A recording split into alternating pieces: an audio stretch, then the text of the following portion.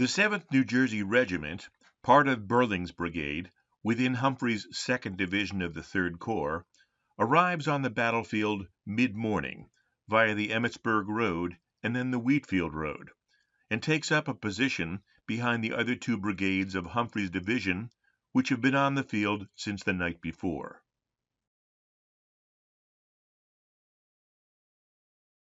In the field northeast of the George Weichert farm, they await their orders along with the rest of the division, and shortly after 1 p.m., they take up a new position as Burling's brigade moves forward. General Humphreys reported that Burling was massed 200 yards behind Brewster's center. They don't stay long in this position, as, within the hour, the 7th New Jersey and the rest of the brigade are ordered to report to Birney's 1st Division, where he halts them in the west end of the Trostle woods, near the center of his overstretched line.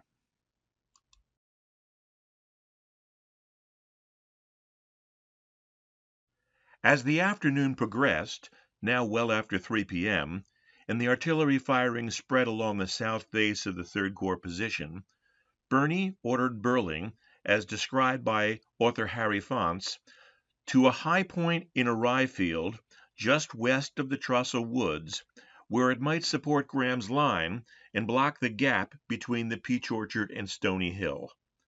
And so Burling's brigade advanced from the shelter of the woods into the open fields, southwest of the Trostle farm.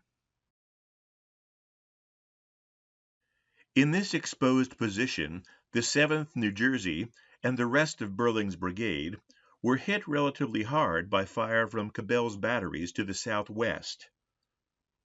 Burling deemed this exposure, while in a supporting position, unnecessary, and took it upon himself to move the brigade back to a topographical depression that gave it some shelter. But Birney disapproves of the move and has an aide order Burling to yet another position, as Burling later reports, at right angles with my former front, to a spot behind the threatened Stony Hill.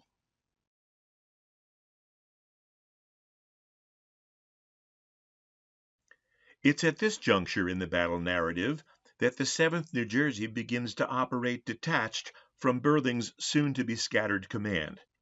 They, along with the 2nd New Hampshire, are ordered up the slope toward the Emmitsburg Road to the west to support Graham's brigade, where the 7th takes up a supporting position behind Clark's battery.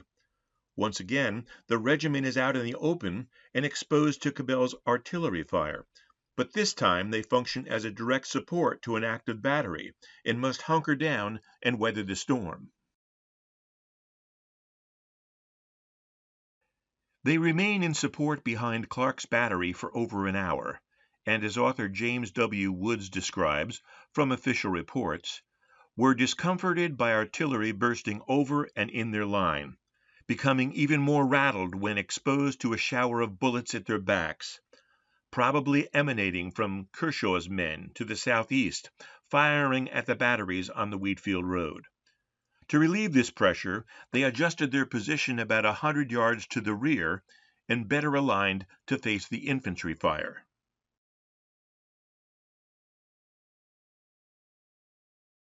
As it turned out, they would have been better off staying where they were, because within a few minutes, Buckland's battery, scrambling to get out of the Peach Orchard pocket, rumbles right through the middle of the regiment, causing chaos to the right wing.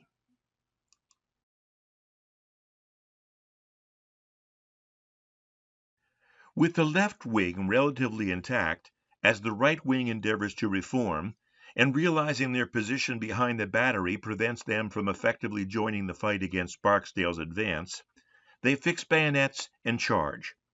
They become part of a V-shaped echelon with the 141st Pennsylvania on the right, the 3rd Maine on the left, and the 2nd New Hampshire in the center, all attempting to halt the advancing Mississippians. Civil War veteran Samuel Toombs, in his work New Jersey Troops in the Gettysburg Campaign, writes, "Believing that a charge on the double quick, with a hearty Yankee cheer, would check the advance and draw his fire from the retreating batteries, and at the same time destroying his range, the order was given: "Fix bayonets! Forward! Double quick! Charge!" And this devoted little band swept across the field with shouts of confidence. As they reached the prolongation of the line of the 2nd New Hampshire, which stood like a wall, the hopelessness of the 7th effort was apparent, and all knew that any further advance meant certain annihilation for the brave Jersey men. A halt, a hasty adjustment of the line, and a volley at the line of dirty slouch hats in front was the work of but a minute, and the rattle of musketry drowned out all other sounds.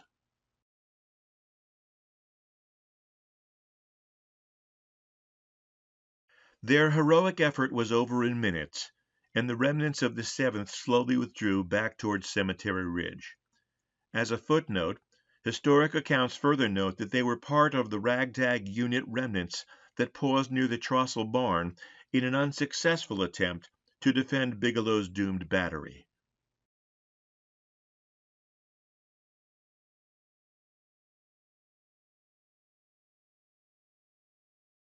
The separated right wing of the 7th took position behind Clark's reformed battery on Cemetery Ridge to the northeast of the George Weichert farm.